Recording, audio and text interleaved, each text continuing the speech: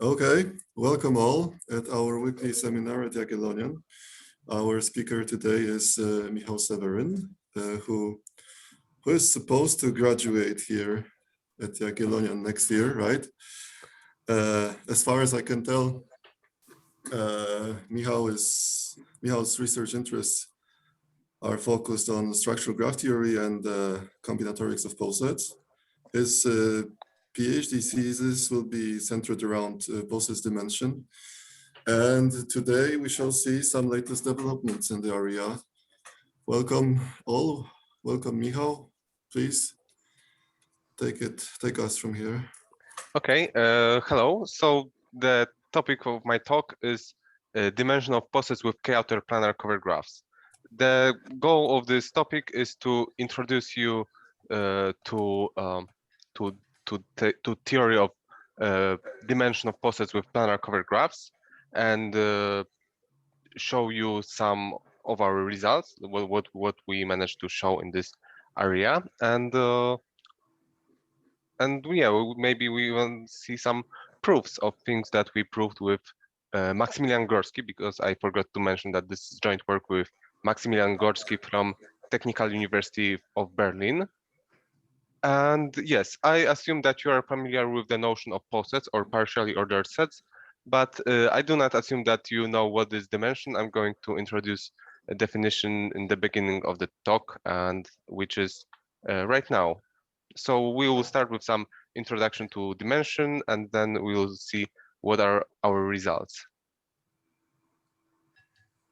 So let's start with the definition of the dimension of poset P. It is defined as the least integer D for which there exists D linear extensions of the ground set of P, or just linear orders on the ground set of P, such that for any two elements of the poset X and Y, we have X less or equal Y in P, if and only if the same holds for all in all Lj. And such family of linear orders is called a realizer of the poset P. This let me illustrate this definition with a simple example. Here on this slide, you can see two. On the left-hand side, you can see a simple poset, and it's illustrated by its Hasse diagram. And on the right-hand side, you have the same poset, which is tilted a bit and drawn on the two-dimensional space. And we can look at two linear orderings of its elements. One is L1, which is from left to right, and the other one is L2, from bottom to top.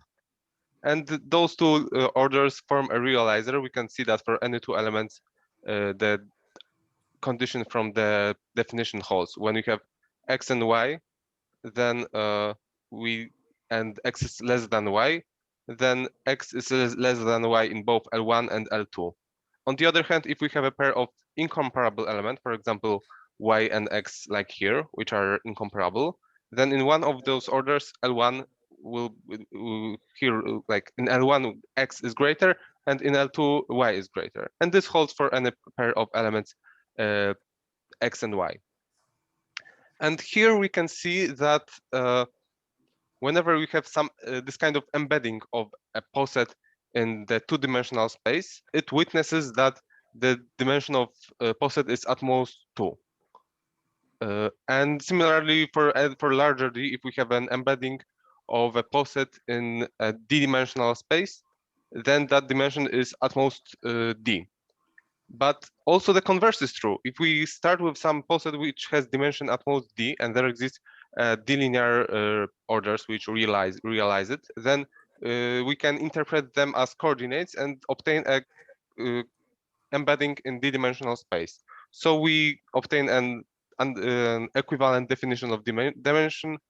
So the dimension of P is at most D if and only if P can be found as a subposet of D-dimensional space with the product order, which is defined coordinate-wise. So what is the canonical example of the what is the easiest example of a poset of dimension n?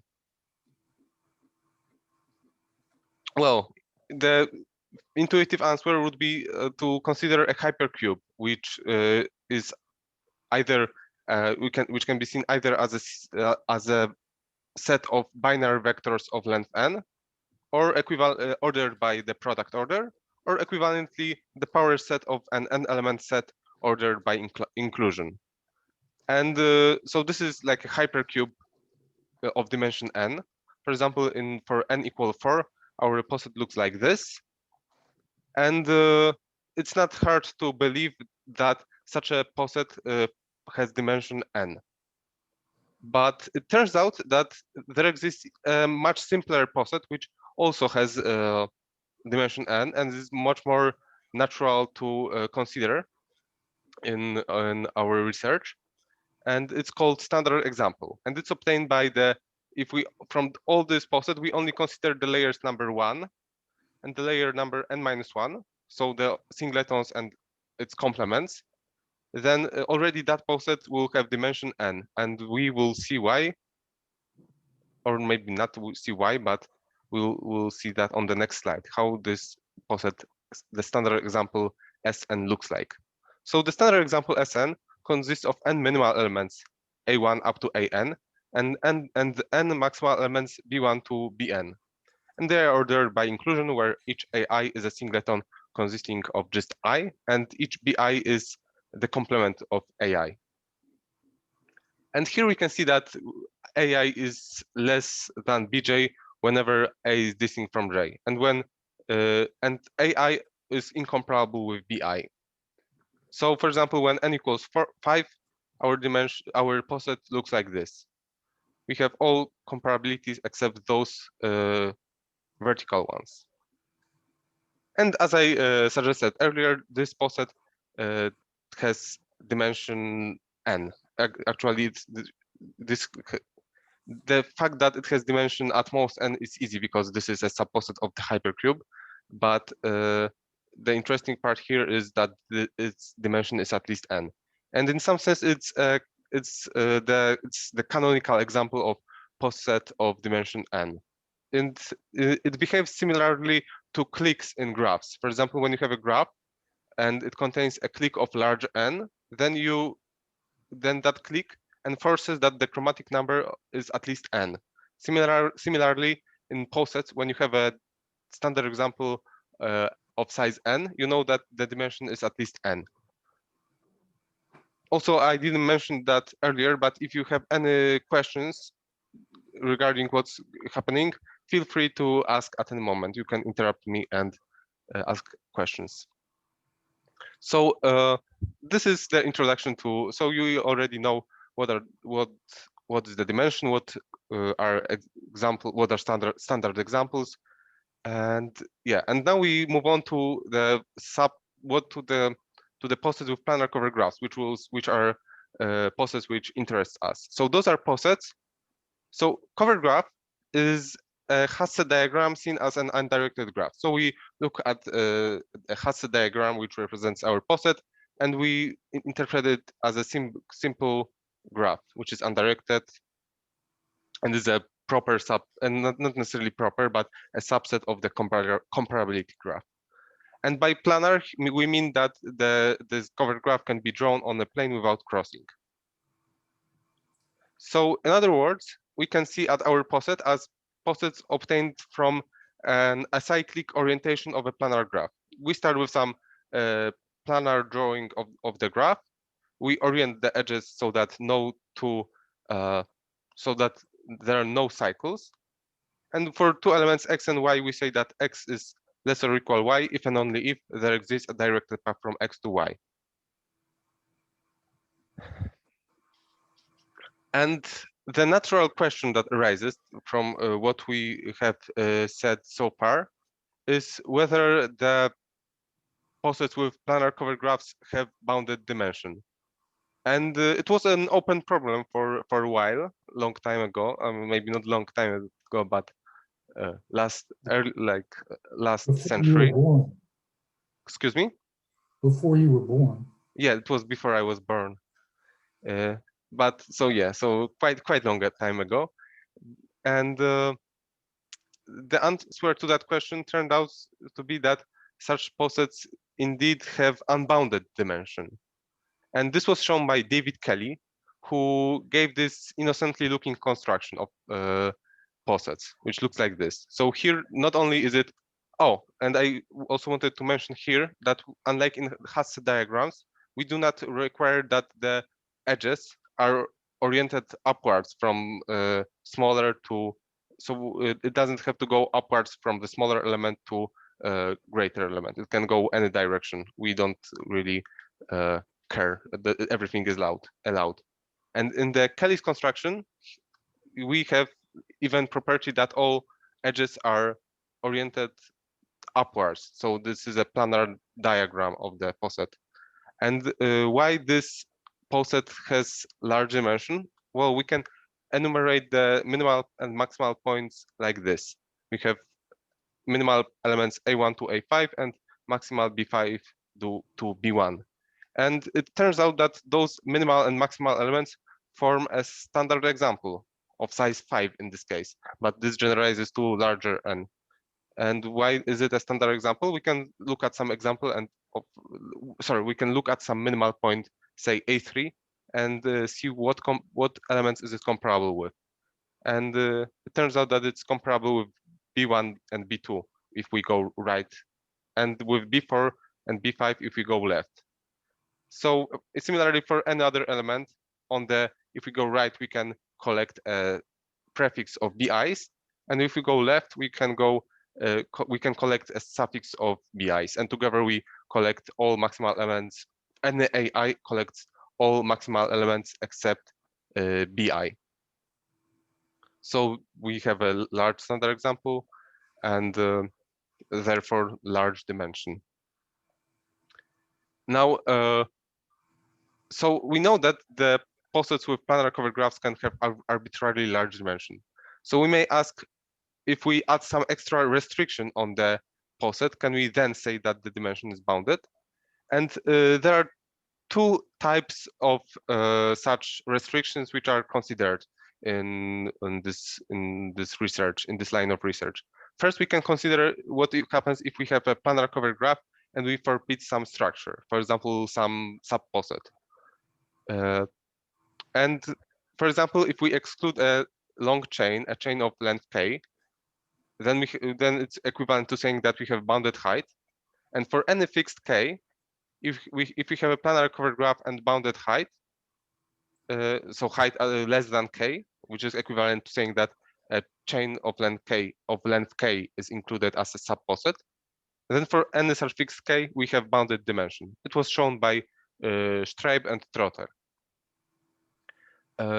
It was later generalized, and it turned out that even if we exclude two long incomparable chains, so we have two chains such that no elements of one is comparable with an element of the other, then we still can show that the dimension is bounded. And it was shown by Howard, Streib, Trotter, Walczak, and Wang. So this is the first type, where we have a planar cover graph and we exclude some subposet. So here the most interesting problem would be whether excluding a standard example would suffice to show that the dimension is bounded. And yeah, so this is like the big conjecture, but I'm not going to elaborate on it here. So also we can consider other type of restriction where we don't look at forbidden subposets, but we put some more restriction on the cover graphs. So we say that it's not only planar, but also something else. For example, if we know that if we require that the cover graph is outer planar, which means that there exists a drawing such that every vertex lie on the exterior face, then the dimension is bounded. In fact, it's at most 4, and it's best possible bound. It was shown by Felsner, Trotter, and Wichert. Another example is the class if we require that the cover graph has 3 with at most 2. This is also a subclass of planar graphs, and in such case, also the dimension is bounded. And the first who showed that were Jore, Micek, Trotter, Wang, and Wichert, and they showed a bound of 1276. And later on, this was improved by me to 12. with a simpler proof. So yeah, so this is some results that I wanted to present to give you some context. And now the question which me and Maksymilian Gorski considered was generalization of this result by Felsner, Trotter, and Wichert. Namely, what if we consider instead of outer planarity, its generalization, namely k-outer planarity. And so what is k-outer planarity? Let me illustrate that on the cover graph of the poset in the Kelly construction. So in outer planarity, we require that all vertices lie on the exterior face. So in this example, definitely not all vertices lie on the exterior face. We have those black vertices which are not. But we can ask questions how close a graph is to being outer planar. So we can remove our vertices from the exterior face and all edges adjacent to them, and then look at the remaining graph, and then ask if it is outer planar. And again, it's not outer planar, but after we remove it, we are left with two isolated vertices, and both of them lie on the exterior face. And after removing them, we have no vertices left. So it took 3 turns to get rid of all vertices. And this means that the graph is 3 outer planar. In general, for any k, we say that the graph is k-outer planar if it's planar and there exists a planar drawing such that after k-fold removal of vertices from exterior face, there are no vertices left. And now we are ready to formulate our main result. So this is our theorem, which says that there exists a function f of k such that whenever we have a poset with a k-outer planar cover graph, its dimension is at most f of k.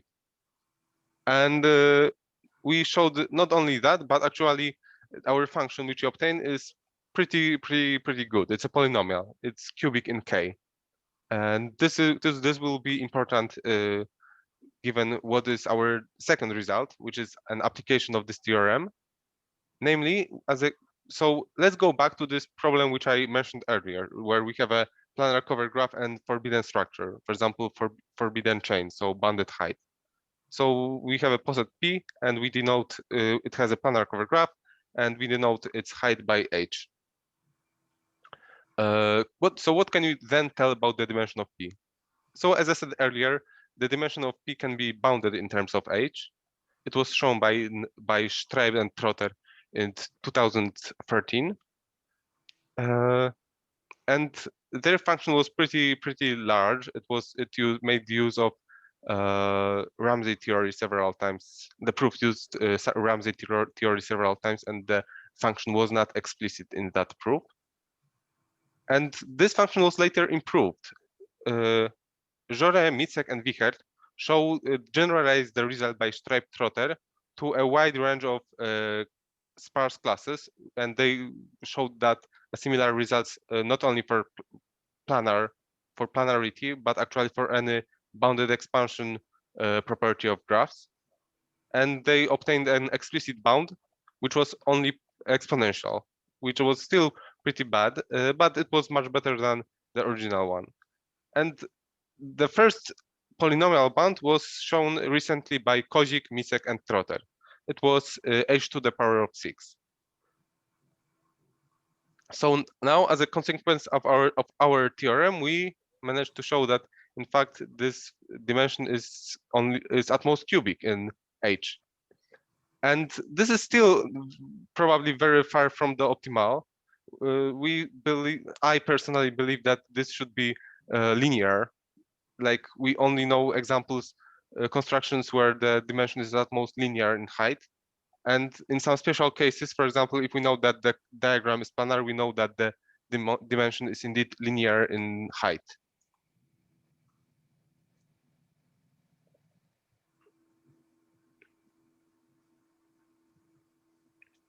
Okay, so now I would like to present some proofs. And as a warm-up case, I would like to consider the case where k equals 1. So I want to show that if the poset has outer planar cover graph, then the dimension is bounded. So we will see the proved by Felsner, Trotter, and Wichert, who is that it's at most 4. So, but first we need to revisit the definition of dimension. So recall that the dimension is at least D if there exists D linear orders on the ground set of P, such that we have, for any 2 elements, we have comparability x less or equal y in P, if and only if such this comparability holds in all linear orders Lj. So how can we actually approach proving that the dimension of a poset is at most D? Well, a naive approach would be to just take definition and try to construct such linear orders L1, LD explicitly. But this is not a practical approach, because in practice it's quite difficult to construct linear extension of some abstract poset. Instead, the framework in which most proofs work is as follows. We take the set of all ordered incomparable pairs of our poset, and we partition it into D sets. So this set inc of P is the set of all sets x, y. So we have different kinds of pairs x and y for which we want this definition to hold. And for each of them, we want to make sure that the definition of a realizer works. So we have all pairs of incomparable elements x and y, where x is incomparable with y. And we want to this partition to have the property such that for any set in that partition, there exists a linear extension of our poset which reverses all the pair in that set. So for any pair xy, we have y less than x in that linear extension. So this is equivalent to saying, like, if there exists such a linear extension, then we say that ij is reversible. And if we manage to follow those 2 steps, and so we partition the set of incomparable pairs, and we show that each set in the partition is reversible, then we actually manage to show that dimension is at most D. Why is that? Well, we can look at those linear extensions obtained from those sets in the partition. And now for any pair of elements x and y, if they are comparable in P, then we know that they are comparable the same way in all those linear orders, because we take linear extensions of the poset P. And if we have some pair of elements x, y, which is incomparable, then we know that both the pairs xy and yx land in some of those sets I1 up to ID. And in the corresponding linear orders, we will have y less than x and x less than y. So it will be according to the definition. So this is the approach that is useful, and it works. And so we will now see it on the example of posets with outer planar cover graphs, how it applies there. We are going to partition the set of incomparable pairs into 4 sets and show that each of them is reversible. So let us take a poset with an outer planar cover graph. So, for example, this is some outer planar graph. We assume this is the cover graph of our poset. We do not draw the orientation of our edges, but we assume that it's implicit. It's somewhere. We don't know what it is. And so what we are going to do in the first step, we are going to enumerate the vertices on the exterior face. So we look at the walk around that graph and enumerate the vertices. When we enumerate vertices like that, it's possible that one vertex appear many times when it is a cut vertex. In such case, we can keep just one appearance of that vertex. And after we enumerate those vertices, we can draw them on a line from left to right. And when we do that, we can draw all edges of our graph on the upper half plane of that line, so that no 2 edges cross, like illustrated here. So this gives us some structure on our graph, which will turn out useful in the proof, and which we will use to partition the incomparable sets. So the incomparable pairs. So let us take any ordered pair of incomparable elements xy. Now we are going to partition it into 4 sets: I1, I2, I3, and I4. And the sets I1 and I2 will consist of those pairs where x is left to y, and I3 and I4 where x is right of y. And we do this as follows. So the set I1 will consist of those pairs xy where x is left of y, and there exists a barrier. What do we mean by a barrier? We mean that there exists an element z which is to the left of x and which is below y in the poset. Since it's below y in the poset, we know that there exists a directed path from z to y, which and that's such a path we will call a barrier for x, because it will restrict x in some way, but we will see that later. If there doesn't exist, if x is left of y and there doesn't exist such a barrier, then we assign the pair xy to the set I2. Next, we have the pairs where x is right of y, and for them we define the sets I3 and I4 symmetrically. So we ask whether there exists a barrier from an element z which is right of x to y. And if there exists such a barrier, then we say xy belongs to I3, and if not, then it belongs to I4. Now all that remains is to show that all of those sets are reversible. After we do that, we deduce that there exists 4 linear extensions which realize our poset, and the proof is complete. So let's start with I1. How do we show that I1 is reversible? So we have pairs xy where x is left of y, and there exists a barrier. And we want to find a linear extension of our poset P, which reverses all pairs xy like this. This is equivalent to saying that we want to find a topological ordering of some directed graph. Namely, this is a directed graph whose elements are the elements of the poset, and the edges are of 2 types. We have pairs xy such that x is less than y in the poset, and the all reversed pairs in the set I1. If we manage to find a topological ordering of this directed graph, then we are done, because we know that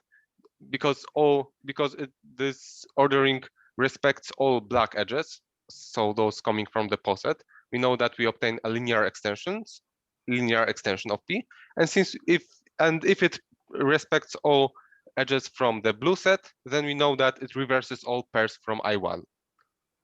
So does there exist a topological ordering? Well, if the graph is acyclic, then we know that that it can be topologically sorted, and we are done. We have our linear extension. So we need to consider the case when there's a cycle, and if there is a cycle, we will show that this is a contradiction. So in fact, there can't exist a cycle. So so I1 is reversible. So let us take a look at such a cycle. This cycle contains some blue edges, which comes from the reversed pairs in I1. And we can enumerate all such blue edges on our cycle in the order in which they appear. So we have y1, x1, y2, x2, and so on. And we know that for any index I, we have xi is less or equal yi plus 1. So such a structure is called an alternating cycle, and it turns out that that this will lead to a contradiction at the existence of such a cycle, because without loss of generality, we may assume that in our draw. So we recall that we have our vertices drawn on a horizontal line. Without a loss of generality, we may assume that y1 is left of y2. Basically, after shifting the cycle, rotating it, we may assume that y1 is the leftmost among all yi's. And if we assume that y1 is left of y2, then we have a problem, because we know that x1 is comparable with y2, and y2 is right of y1. But then any potential path from x1 to y2 has to cross the barrier. And this introduces a comparability between elements x1 and y1, which we assume that are incomparable. And therefore, we obtain a contradiction, so there doesn't exist a cycle, and the set I1 is reversible. Great. So this is the first case. Now let us quickly go through the second case where when we have I2. So here we have x left of y, and there is no barrier from an element z left of x to y. So again, we can consider the same directed graph. I mean, not the same, but the one with the pairs I2 instead of I1. And if we manage to find the linear extension, sorry, topological ordering, then we are happy. So we assume that not, and Michał, I guess in this first proof, we could comment also that that it's not only the planarity, but because potentially you could, with this path, you could get through the barrier not in one of the vertices, yeah. And oh yes, here and by that's also not possible, like, right? That's correct. Here, like both barrier and this path from x1 to y2 are not single edges, but they can be any paths. But we have this property that if there are some vertices A, B, C, D, and there's a path from AC and BD, then they must cross when they are drawn on the upper half plane, like they do in the outer planar case. But they can cross in the vertex, right? Yes, yes. They have to cross in the vertex because this is outer planar. Okay, sorry. Yeah, sorry. I think maybe I went through this too quickly. But here, when the paths cross, where either so they can't cross like on the edge, so they must cross in some, like intersect in some vertex. And if they intersect in the vertex, then we can go first from x1 to that vertex, and then from that vertex to y1, which means that we have a comparability between x1 and y1 in our poset. Yes. Yeah, thank you very much. So now we are back to the case I2, which is when x is left of y and there's no barrier. Again, we can consider the analogous directed graph and ask whether there exists a there exists a topological ordering. So we may assume that there is no topological ordering, so there is a cycle. And this time we assume that x1 is leftmost. So in particular, x1 is left of x2. But y2 is right of x2 because the x2, y2 is a pair from I2. So our drawing looks like this. We have x1 leftmost, then x2, then y2. And this is a problem because we know that there is a comparability between x1 and y2. And this comparability is witnessed by path, which forms a barrier for the pair x2, y2. And we assume that for the pair x2, y2, there doesn't exist a barrier, so we obtain a contradiction. So the set I2 is reversible. And by symmetric arguments, we have that the sets I3 and I4 are also reversible, and therefore the dimension of P is at most 4, as required, as claimed.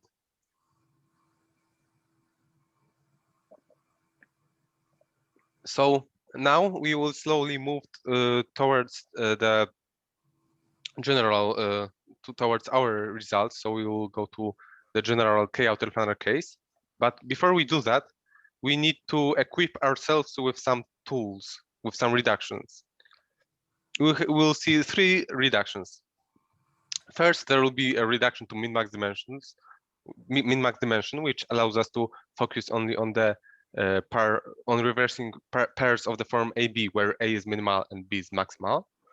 Next, we will have reduction to connected poset, which allows us to assume that the poset is connected. And finally, we will have unfolding, which is the third reduction. And that's all I want to say about it for now. So yeah, let's see the reduction to min-max dimension. So we can consider, so recall that the dimension of P can be defined as the least integer D such that the incomparable pairs can be partitioned into D reversible sets, right? I mean, I showed the proof of one direction, namely if there exists a partition, then dimension is at most D, but also the other implication holds. So this is an alternative definition of dimension of P. Now we can consider a relaxation of this definition. So we define a min-max dimension denoted by dim star of P as the least integer D, such that only if we only consider the min-max pairs, so the pairs where the first entry is minimal and the second is maximal, and if only such pairs can be partitioned into irreversible sets. Clearly, the min-max dimension is upper bounded by dimension of P because we have less pairs to reverse, smaller set to partition. And we will show that actually we can only consider this parameter, the min-max dimension. Why is that? Well, we have this construction which allows us to transform the poset P into P prime. It's obtained as follows. For any element x of our poset, we add a minimal element x minus, which is directly below x in the Hasse diagram, and we add an element x plus, which is a maximal point directly above x in the Hasse diagram. So this way we obtain a poset P prime, which contains P as a subposet. And we will show that the dimension of P is at most min-max dimension of P prime. To see why it is the case, let us assume that the min-max dimension of P prime is, say, D. And let us consider a family of D-linear extension of P prime, which reverse all min-max pairs in P prime. Now, for any incomparable pair in P, AB, we can consider the pair A minus B plus, which is a min-max pair in P prime. So therefore, it is reversed in some linear extension in our realizer, or like almost realizers. So this is like a min-max realizer. So A minus goes above B plus, and we know, since this is a linear extension, we know that A has to go above A minus and B has to go below B plus. So this linear extension reverses the pair AB as well. So whenever the pair A minus B plus is reversed, the pair AB is reversed as well. So if we manage to reverse all min-max pairs in P prime, we also reverse all incomparable pairs from P. So the restriction of, so if we consider the restriction of those linear orders to the ground set of P, we obtain a realizer of P. And therefore, it suffices to focus on the pairs on reversing the min-max pairs. What is important about this construction is that it doesn't impact height that much, and that it does preserve planarity of the cover graph, and also it preserves k-outer planarity of the cover graph. If we start with a k-outer planar cover graph, then we end up with k-outer planar graph as well. So this is a useful reduction. So next, we will see that we may assume that the poset we consider is connected. So suppose that we have some poset P which has components P1 up to Pk. So by components, I mean the subposet induced by the components of its cover graph, or comparability graph, how you prefer. So we have K components P1 up to Pk, and we will show that each of them has min-max dimension at most D. Then the whole poset has dimension at most D. And here I will use assumption that D is greater or equal to, and this is some corner case, but I don't want to like you shouldn't think about this too much. Like when the dimension is small, then we don't have any problem to solve. So we may assume pessimistically that the dimension is indeed large. So suppose that there exists that each pi has min-max dimension at most D. Then for each pi, we can find the D linear extensions which reverse all min-max pairs. Yeah, so we do this for each pi, and we obtain k times D linear extensions of the components of P. And now we can combine those linear orders together to obtain linear extensions of P. Namely, we take the columns of this drawing we have here. So we take first element from each family, then second, and so on. And we combine each column together. But we need to be careful. Namely, we need to reverse the order of components in one of those linear orders, for example, in the first one, to make sure that the min-max parts between different components are reversed as well. So if we do that, we know that each min-max pair with elements from different components is reversed either in the first or in the second linear extension. So therefore, we know that there exists some component of the same min-max dimension as P. So we may assume, or we may always assume that our poset is connected. So finally, we have our third reduction, which is unfolding. This is, I think, the most complicated one. And it works as follows. Suppose that we have some connected poset P and pick some minimal element x0. We can do a BFS procedure on the poset. So we look at, first we look at all elements which are comparable with x0 and denote all maximal elements which we reached by B1. Then we look at all elements comparable with B1 and the new elements of comparable with the new minimal elements which we see, we denote by A1. Then we again look at elements comparable by A1, comparable with A1, and we denote new maximal elements by B2. And we continue this process until we visit the whole poset. So this way we obtain this kind of a zigzag structure on our poset. And now we are going to consider some subposets of P defined as follows. First, we will have posets x1, x2, and so on, where each xi is defined as follows. We take all elements of AI, all elements of BI, and all elements which are between some element of AI and some element of BI. So this is how we define xi.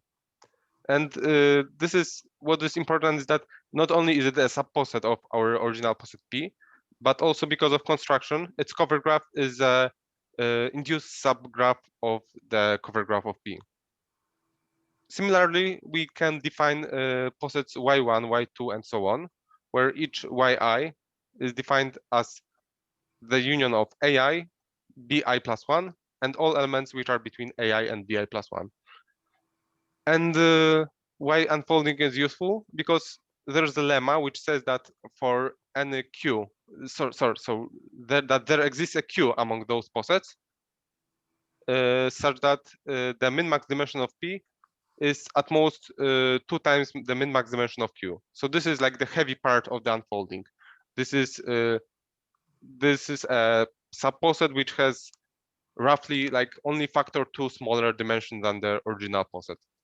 So we only need to focus. So when we want to show that dimension of the min-max dimension of P is bounded, we might as well just focus on our subposet Q. Yes, so this is unfolding. And let us, is there something? No, I think I said everything I wanted. So now let's see how this works when we have a poset with a planar covered graph. We can choose as our x0, so our root of the unfolding, some element from the exterior face. If there doesn't exist any minimal, if there doesn't exist a minimal element on the exterior face, we can introduce one and attach it to any vertex on the exterior face. Now, if we consider the unfolding, we can find the heavy part. Either it's a red poset or a blue poset. If it's a blue poset, then well, its covered graph induces it's an induced subgraph of the covered graph of P, which is represented by this red part here. It's possibly it's not connected.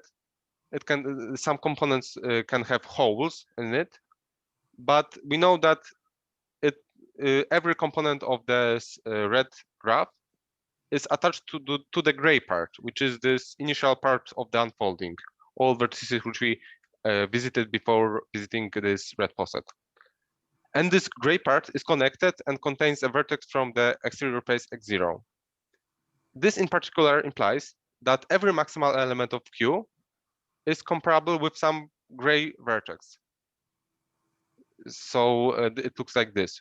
We know that each maximal element is comparable with some minimal element from the previous, from AI-1, and the witnessing paths lead us to the exterior face of that red poset. So if we only consider the poset Q, we forget about poset P and only look at Q, we know that each maximal element is comparable with the exterior face of that red poset. And this is what will be useful for us. Yeah. Note that we cannot say the same thing about the minimal elements, because although we know that each minimal element of Q is comparable with Bi plus 1, it's possible that this element Bi plus 1 lies, for example, in the hole of that red part, and in such case, it's possible that it's not comparable with any vertex on the exterior face of Q. Similarly, if the heavy part is a blue poset, then you know that every minimal element is comparable with the exterior face of the poset Q. So now we have all the tools that we need to move on to the proof parts. We have just shown that in the heavy part Q, either every maximal element or every minimal element is comparable with the exterior face. So now we will move to the parts of proof of our results. We will first show that how the first theorem implies the second one. So first we will show how k-outerplanar is, how the fact that a poset with a k-outerplanar cover graph has dimension cubic in K implies that a poset with a planar cover graph and height h has dimension cubic in H. So let's see how it goes. We will transform. So we start with a poset P, which has a planar cover graph and has height h. And we will show that how to transform it to a poset with a k-outerplanar cover graph for some small value of K. So here we can first apply the standard reductions. So we have a min-max reduction to connected, and unfolding to obtain a poset Q whose min-max dimension is at most 2 times smaller than the dimension of P. And we will, so now we will look at the poset Q, and we will show that it is k-outerplanar for some small value of K.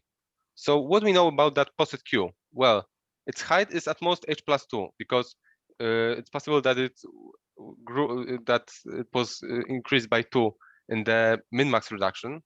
But yeah, this is just at most 2 extra vertices, and in fact there's possible to make the min-max reduction more carefully to make the at most h. But never mind. We know that the height is at most h plus 2. And by what we said earlier, since Q is obtained by unfolding a poset, we know that either every maximal element is comparable with the exterior face or every minimal element is comparable with the exterior face. Without loss of generality, we may assume that every maximal element is comparable with the exterior face. So now let us take any element X of our poset. And we can go, in the poset, we can go upward till we meet the first maximal element. This will take us at most h plus 1 steps. So we know that for any element X, there exists some maximal element that is at most that is reachable with it, that is comparable with it. And since the height is at most h plus 2, we know that the path connecting X to that maximal element has at most h plus 1 edges.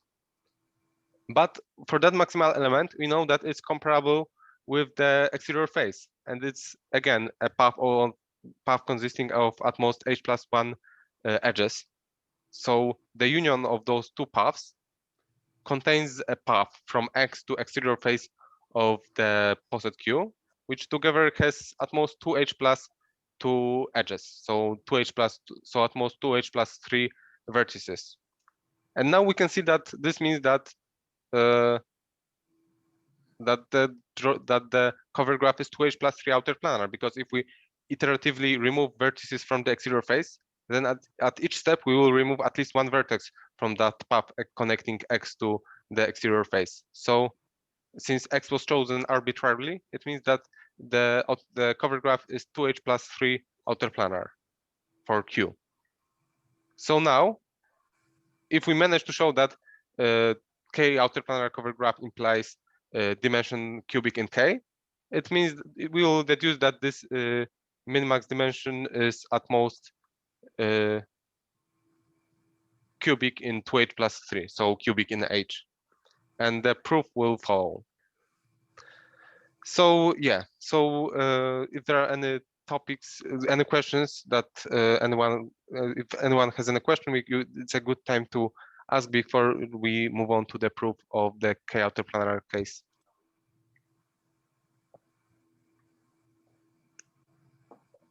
I don't hear any questions, so let's move on.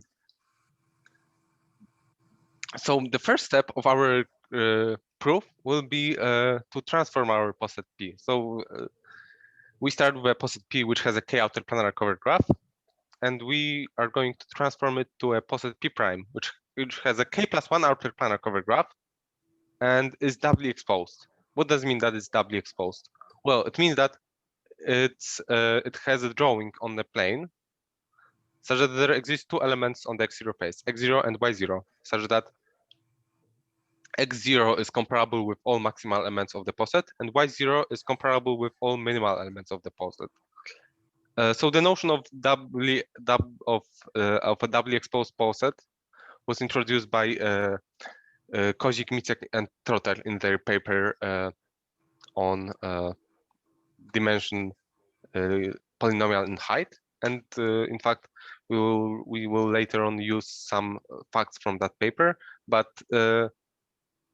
I don't want to introduce them right now because that would make argument messy. So for now, we will see that our first step will be to reach this poset P prime, which has a k plus 1 outer planar cover graph and is doubly exposed. Also, to somehow make it useful, we need to have some assumptions about the dimension of that poset P prime. And what we will show is that this poset P prime, which we obtain, its min-max dimension is at most 4k smaller than the dimension of P. So after we do the reduction, all that will remain to show is that the min-max dimension of P prime is quadratic in K, right? Because here we have 4k factor, and since we want to have a cubic dependency on K, we need to show that the min-max dimension of P prime is quadratic in K. Okay, so let's see how this reduction from P to P prime goes.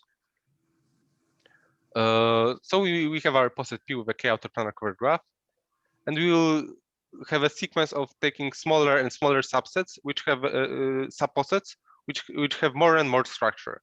So first, we will find the subposet, which has a property that every maximal element is comparable with the exterior face.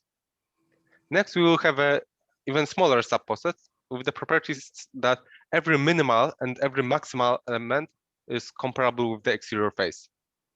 Now, this is almost what we need, because now we are very close to just adding to add two elements x0 and y0, which will make the poset doubly exposed. However, we can't do that because it's possible that on the exterior face the points comparable with the minimal points and maximal points alternate, and therefore we need to find even smaller subposet with a connected cover graph such that the outer exterior face can be split into two segments, one comparable with all maximal elements and one comparable with all minimal elements. And when we do that, we will be happy, because then we can add x0 and y0 without impacting planarity. And the outer planarity index will grow by at most 1. So since we take smaller and smaller subgraphs, this is k outer planar, and after adding x0 and y0, we will be k plus 1 outer planar. Also, at each step, the dimension will go down only by a factor, by a constant factor. One more note is that we start with considering the dimension, but as we said earlier, we can actually focus on the min-max dimension. So whenever I say that the dimension goes down by only a constant factor, I mean the min-max dimension. So let's go to the first step. We want to obtain from the poset P its subposet such that every maximal element is comparable with the exterior face.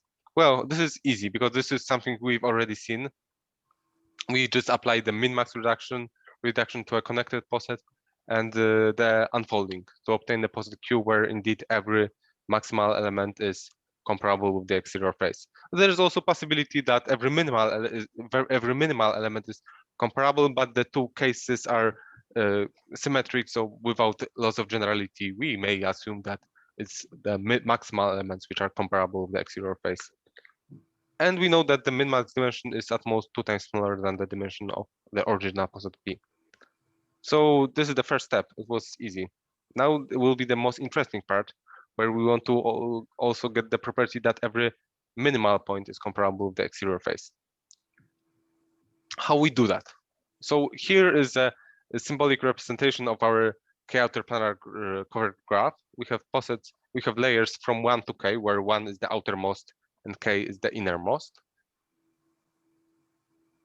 And we know that every maximal element is comparable with the layer number 1. But let's forget about those maximal elements for now.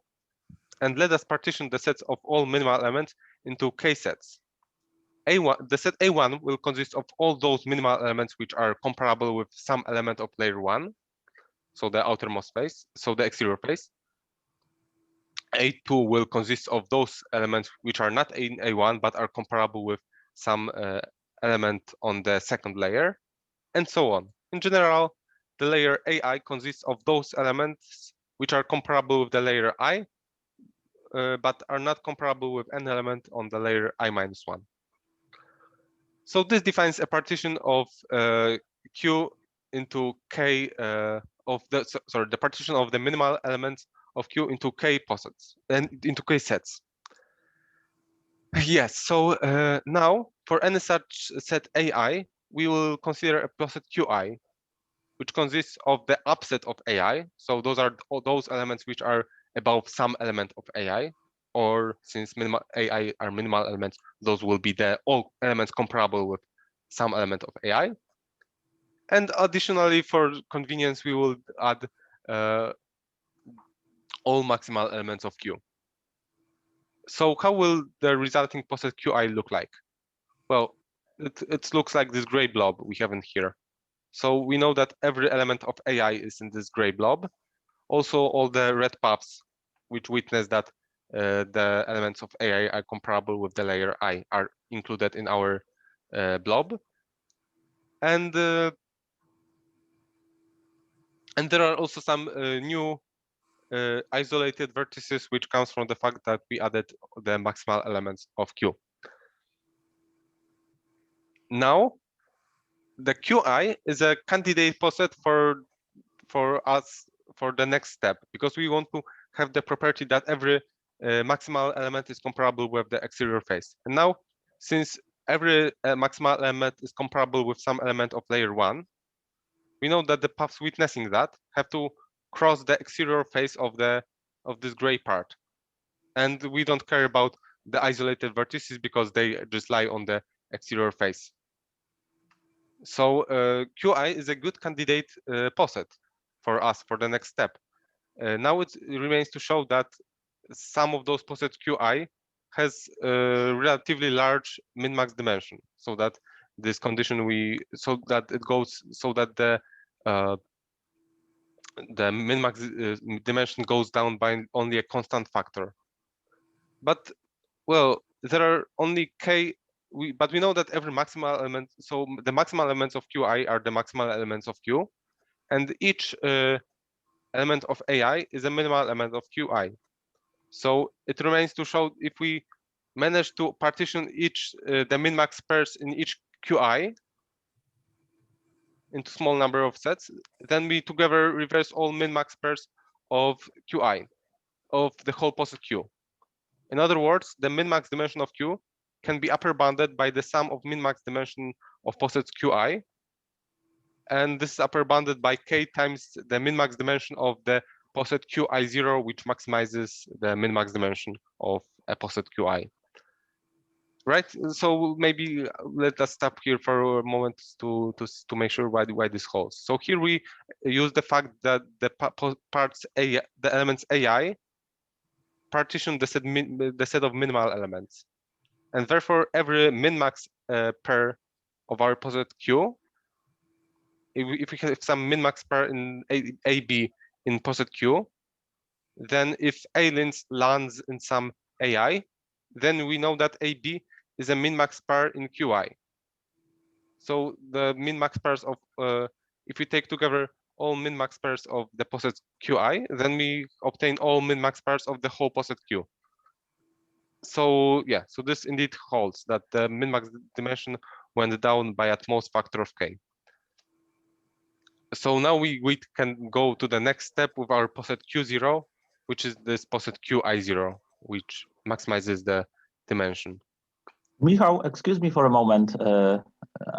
I have a question. I have a question to this, because if I understand correctly, you are claiming that that this set that each element in this qi will have will be comparable to some.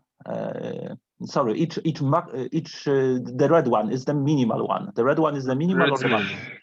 Red is minimum. But each of them will be comparable to the outer face. Yes, this qi. is Why? okay. Let me. So our qi consists of two parts. There are isolated vertices. Yes. And there is this heavy part which is which consists of the upper sets of ai. Yes. So now we know that these elements comparable with ai appear only in the layers from I to k. So the why is it the case? By definition of ai, because ai was defined as those elements which are comparable with layer a, but not I minus 1.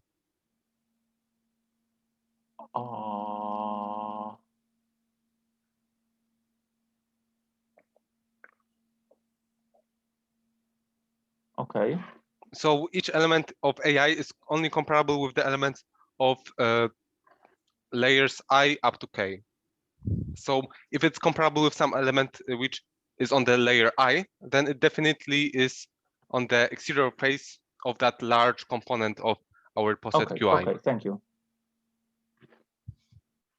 Okay, so if we have already stopped here, so I have another question. Yes. Do you have an example where the dimension drops k times? So do you think that this k factor is really needed here? Yes. Well, if you take a poset in the Kelly construction,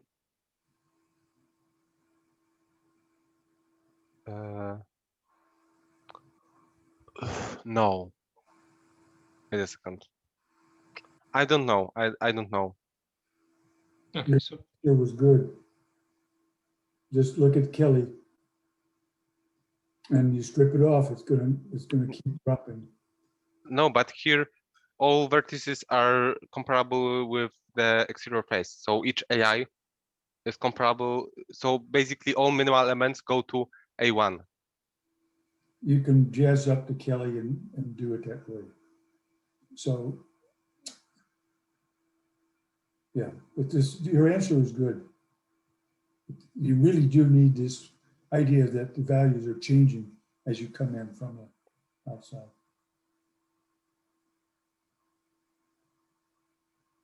That would be interesting actually to see this, Kelly.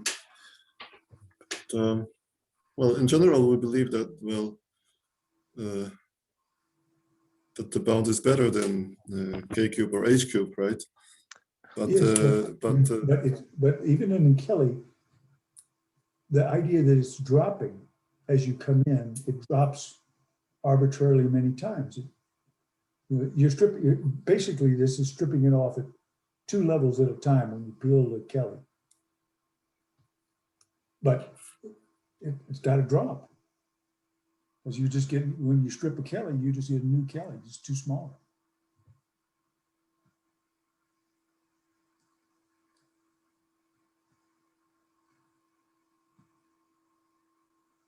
Mm.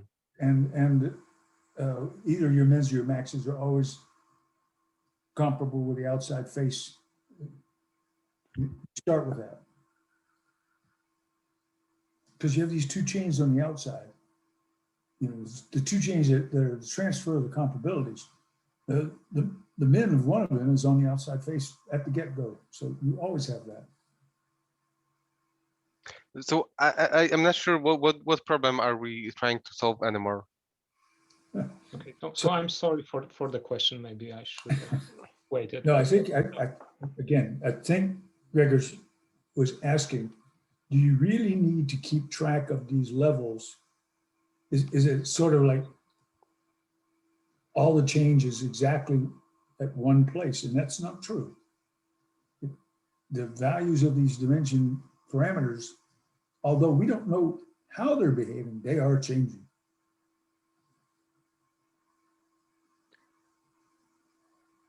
Well, I mean, you could interpret this question more directly. Just if in this inequality you need a dependence on K.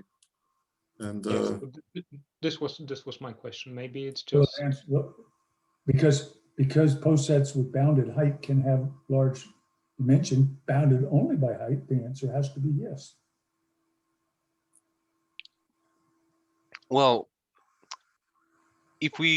so I think we can cheat this. Like what we can do is that we can have insert a large.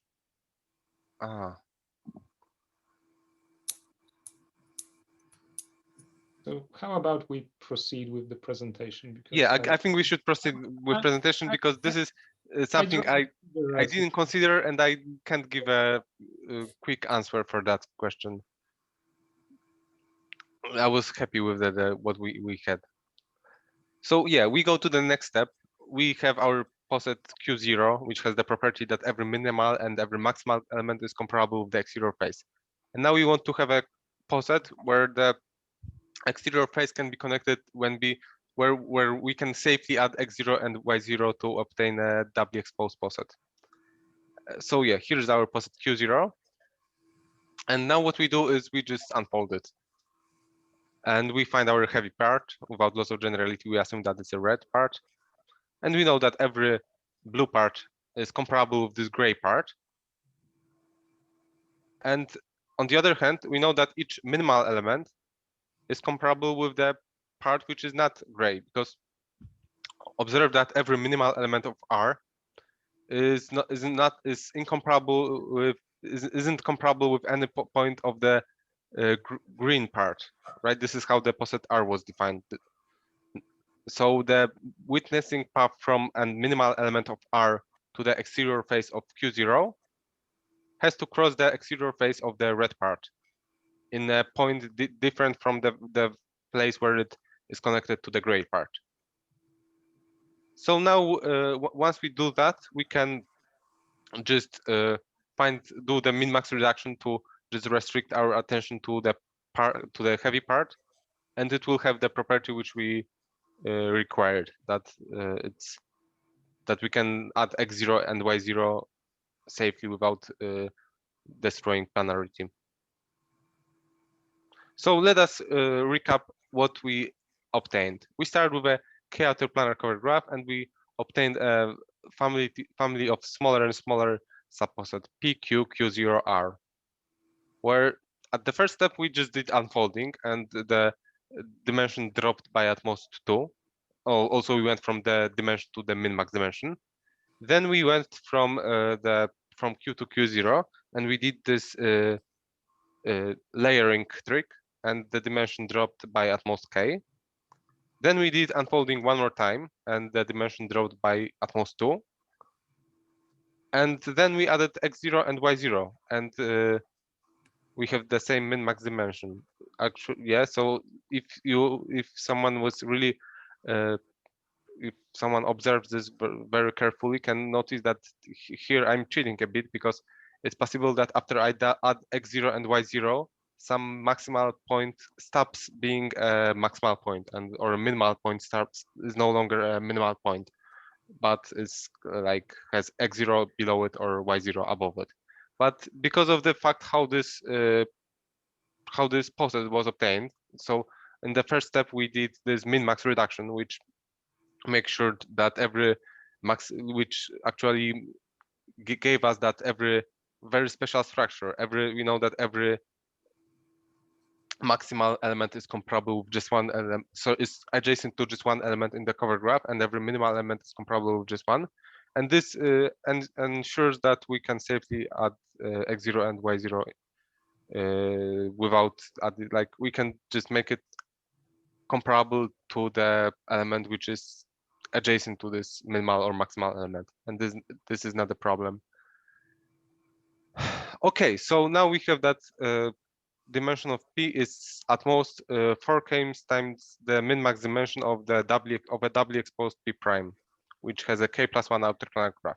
And it remains to show that this poset P prime has min-max dimension at most quadratic in K. So now we go to the next part of our proof, which is dim boundedness. If you recall what I said earlier, I said that in some sense cliques are similar to standard examples. And there is a whole branch of graph theory which deals with the fact when can we bound the chromatic number by a function of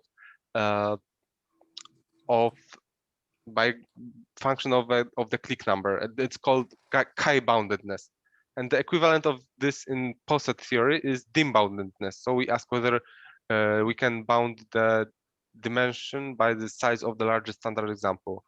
And it turns out to be true in a doubly exposed posets. So this is a result by Kozik and Miciek and Trotter, who showed that whenever we have a doubly exposed poset, so we have some minimal x0 and maximal y0 on the x0 face, and they're together comparable with all minimal and maximal elements. Then if we denote the largest standard example, the size of the largest standard example in the minimal and maximal points, so we consider we are interested in the largest value of rho, such that S rho can be found as subposet, such that each minimal element of the standard example is a minimal point of P prime, and every minimal point of the standard example is a maximal point of P prime. So if we denote that value by rho, then in doubly exposed poset, it turns out that min-max dimension of P prime is at most rho squared. So using this lemma, all that remains is to show that when you have a k-outer planar covered graph, then this value rho is at most linear in K, because we wanted to show that the min-max dimension of P prime is at most quadratic in K, and now it remains to show that rho is linear in K. And here is, I want us to stop here for a while, because this is a very simplified version of what Kozik, Miciek, and Trotter showed. They explored the structure of doubly exposed posets in greater detail, and so as you can see here on this drawing, we can find two rooted trees. One tree rooted at y0 and whose leaves are elements AI of a standard example, such that every path from a leaf to the root is a witnessing path in the poset. So this is like a directed path which witnesses that A1 is each AI is comparable with Y0. And similarly, we can define the red poset, red tree rooted at X0, whose leaves are the maximal elements of the standard example, such that each path from the root to leaf is a witnessing path. And so, for instance, what else Kozik, Miciek, and Trotter showed is that if we have trees like that, then actually the vertices in the if we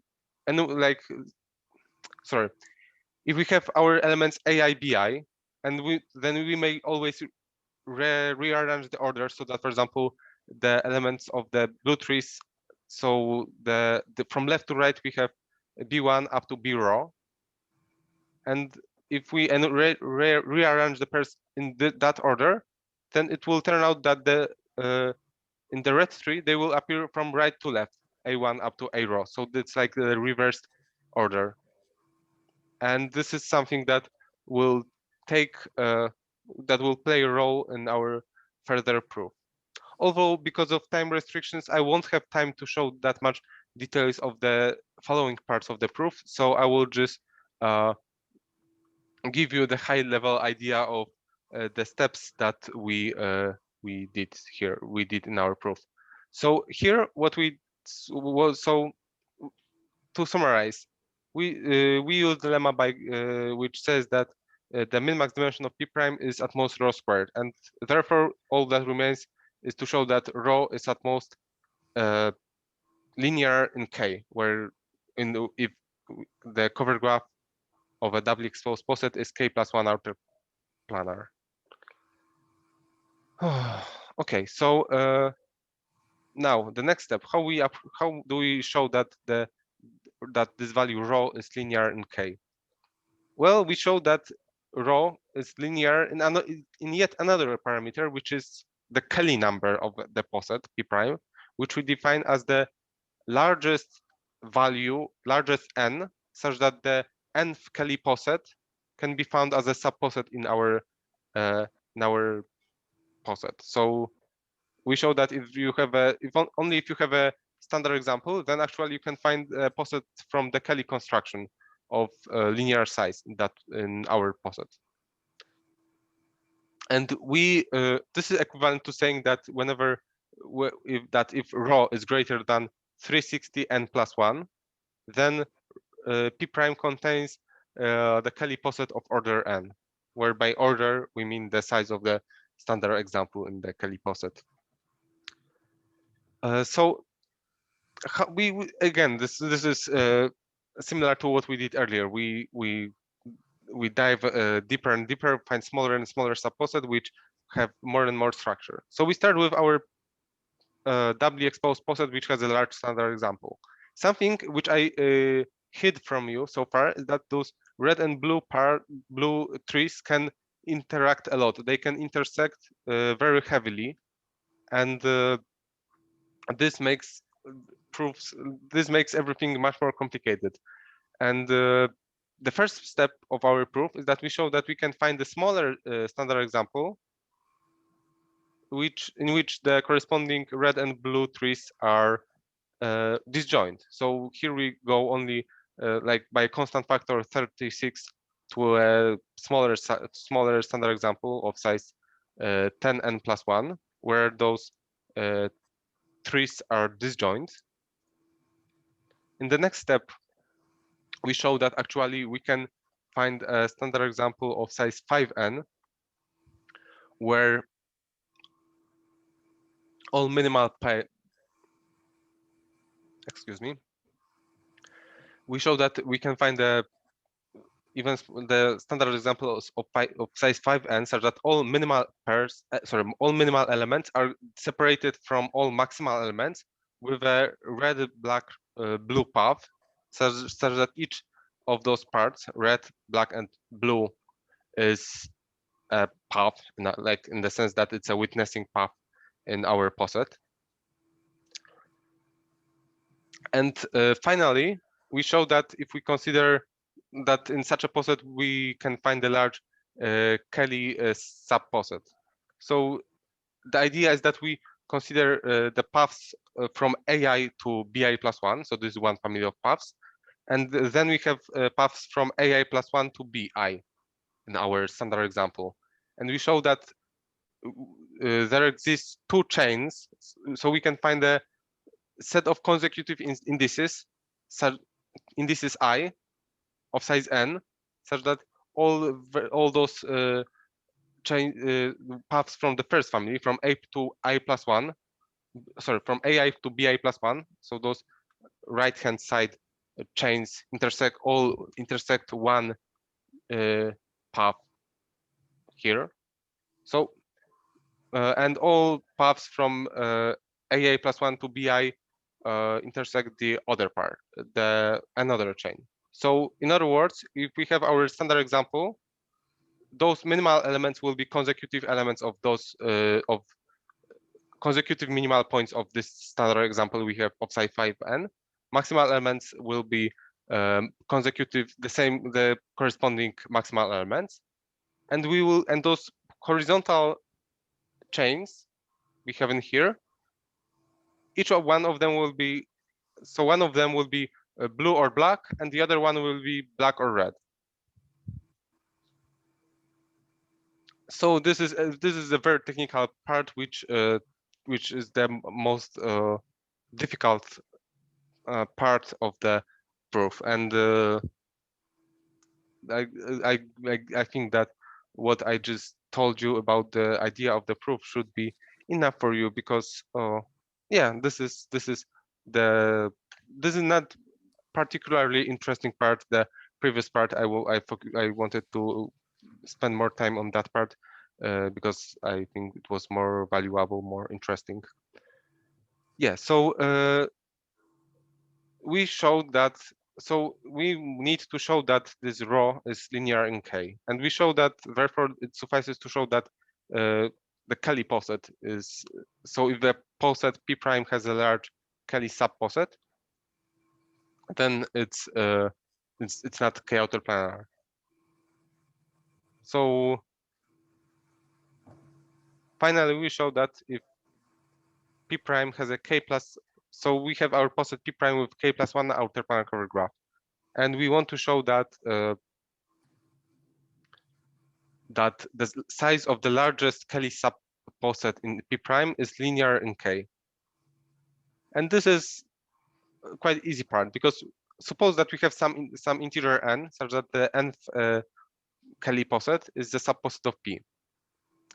Then it's easy to show that the cover graph of Kelly of that Kelly poset is a minor of the cover graph of P. Or yeah, and since being k-outerplanar is minor closed property, it follows that the cover graph of the nth Kelly poset is k plus 1 outerplanar. And by a simple argument, we can compute what is the outerplanarity index of a Kelly poset, and it turns out if it's k plus 1 outerplanar, then it's definitely at most 4k plus 7.